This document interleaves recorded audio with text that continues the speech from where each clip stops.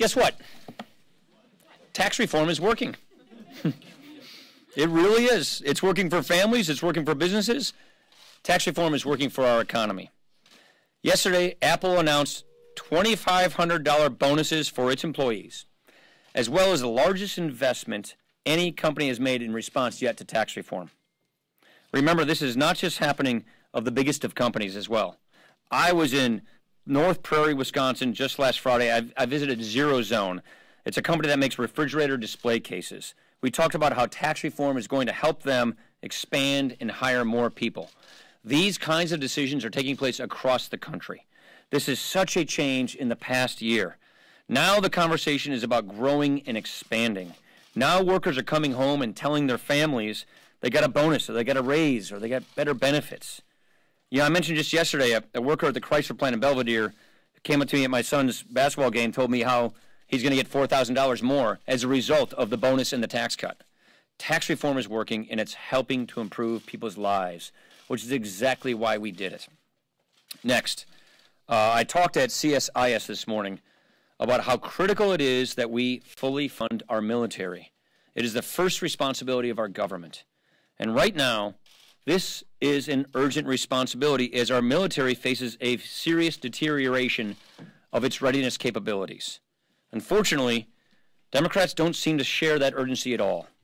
They continue to hold military funding hostage over unrelated issues and deadlines that don't exist. Now they are threatening to shut down the government altogether over these unrelated issues. It is just unconscionable. Our men and women in uniform need our help. They need these resources so they can do their jobs and do it safely. Don't take my word for it. Here is what Senator Schumer himself said in 2013. And let me read you this quote. This is from Senator Schumer. Quote, "We believe strongly in immigration reform. We could say we're shutting down the government until you pass immigration reform. It would be governmental chaos." Close quote, Chuck Schumer, October 6, 2013. This strategy is governmental chaos. I could not agree more. We should not be playing these games. The most responsible thing we can do is avoid that chaos and pass this continuing resolution that we're bringing to the floor. Address the real deadlines that are here. The real deadlines by continuing the funding for our military. Extend the children's health insurance program. And instead of our men and women in uniform being treated like bargaining chips, we can keep working on getting the resources that they need. Now, continuing resolutions are not ideal. That is why the House passed all 12 of the appropriation bills ahead of schedule before the fiscal year. The only reason anyone is even necessary, the only reason we have to pass the CR today is because Democrats refuse to close on a spending agreement, taking it hostage for an immigration deal. Again, the most responsible thing we can do for our military and for the country is to keep the government open, pay our troops, put aside the games, move forward, and continue to negotiate with each other in good faith. Questions? Chad. Explain why your side can't pass this bill with only Republican votes. I understand what you have. No, we're doing fine. So this bill will pass. I have confidence we'll pass this because I think members understand why on earth would we want to have a government shutdown, hurt the military, and by the way, the sequester then on the military starts kicking in due time. That is not in anyone's interest, and so why we would want to feed the idea that we should use our troops as bargaining chips in an unrelated deal. So I think it's unconscionable that Democrats would walk away from CHIP, from funding our military, for something that is not a deadline. Let me just tell you one thing, Chad. Look at the states are going to be shutting down CHIP in days. Alabama, Connecticut, Kentucky, Louisiana, Oregon, Virginia, Washington State. These are states that are running out of CHIP money if we don't get this thing passed, and I can't imagine why somebody would want to vote against doing that. Why do you keep talking about the Democrats if you don't have confidence on your side of the aisle that you can carry this bill with only Republican votes? I didn't say that. I said that I think the Democrats should join us in passing this bill, and I feel like we're in a good place. You said CHIP needs to be renewed right away. The president just signaled this morning that he doesn't think it should be included in this spending bill. So how do you negotiate with Democrats and your own members if you're not sure where he stands? I do. I am sure where he stands. He fully supports passing this legislation. I just talked to him about an hour and a half ago after my CSIS speech. So I didn't see what he wrote, but I've spoken with the president. He fully supports passing what we're bringing to the floor today. Casey. Yeah, I was actually going to ask you about the same thing because you say that you didn't. All right, let me go to the next tell question. President what he said CHIP should be part of a long-term solution, not a 30-day or short-term extension. Is that causing you problems? No, it's actually not causing us problems at all. Yeah, CHIP funding's unique in how it works because some states are doing fine, they have more money, and some states don't. And these short-term patches don't fix those problems. So you really do have states that are actually legitimately running out of money, and the short-term patches don't fix those states. Right behind these 7 states are a whole other tranche of states that will run out of money. We figured out on a bipartisan basis how to renew and extend the CHIP program. It's a bipartisan program. And yeah, he does understand CHIP. Yeah. Broadly beyond CHIP, though, the Senate Majority Leader said yesterday that he has concerns that the president hasn't indicated yet what he's willing to support on a deal for Dreamers. Well, look, are you confident that you're clear that on what the president would and would not support? Yeah, the president wants a balanced deal. He wants maneuverability. He said this at the White House event that you guys were all invited into, that you guys talked about, which is he wants to have security. He wants to have a balanced deal. The purpose of getting DACA right is so that we fix DACA once and for all, and we don't create a new DACA problem that we have to address 5 and 10 years down the road. And so the president is clearly giving legislators room to negotiate, but he wants a balanced deal. The president's made it clear that the deal that he was presented with by Graham and Durbin is not a balanced deal, and he doesn't support that. What I've been making clear is we're not going to bring a bill through here that the president's not going to support. What would be the point of passing something that doesn't go into law? We want to pass something that goes into law. And what that means we'll do is pass a balanced deal. But again, what does this have to do with our military? What does this have to do with preventing the Children's Health Insurance Program from shutting down in all these states in a few days?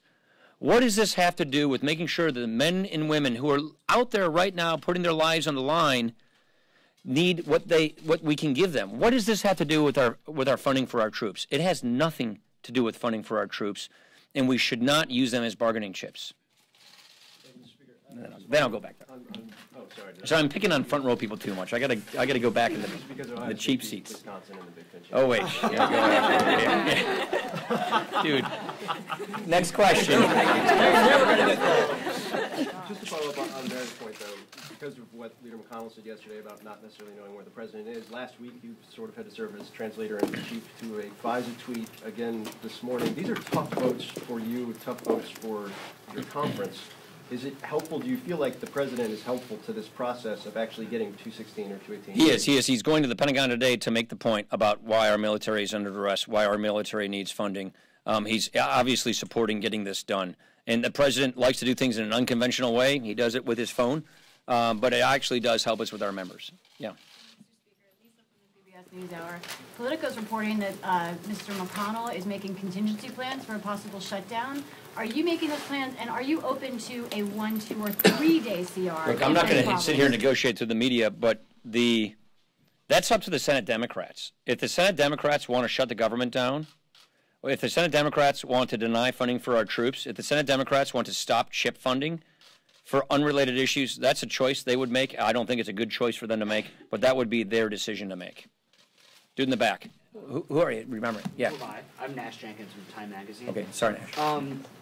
This will be I guess the 4th time in as many months that you guys have had to pass a CR. Why is that? Why? You want me to read my opening again? So, it's a totally legitimate question. I'm not trying to belittle your question. Why are we doing this continuing resolutions? Because Senate Democrats are not allowing appropriation bills to even be brought up for a vote, because they're attaching unrelated issues to cap negotiations. So shouldn't we have regular order on appropriations? Congress agrees on the spending level, and then Congress funds appropriations to those levels. That is how appropriations are supposed to work. The House passed all 12 appropriation bills ahead of schedule this year. The Senate hasn't brought up one appropriation bill, and that's not Mitch McConnell's fault. That is the fault of the fact that it takes 60 votes, and the Senate Democrats are refusing to even exercise the power of the purse, and now they're refusing to get a cap agreement so that we can get the power of the purse exercised, so we can fund the military, fund things like basic health care, fund things like opioids. They're refusing to even do that over these unrelated issues. That's why we are where we are. Andy. You are aware that Senator McConnell has not attempted to bring up an appropriations bill and that the Senate Appropriations Committee has not drafted. I am aware of it, and it's because they know they don't have 60 votes to proceed on this thing. I wish they didn't have to get 60 votes to proceed, but it's because of that. See the Senate maybe make more of an effort to demonstrate the points you're making by moving to go to legislation. Of course I would. Test I'm a House guy. I always want to see the Senate do more on the legislative calendar. They're pretty busy on their what they call the executive calendar, trying to get personnel through. I sympathize with their problems, but yes, I would love to see people at least have to vote on these things. Mr. Speaker, what's your case to national security lawmakers who worry that every day under a CR damages the military?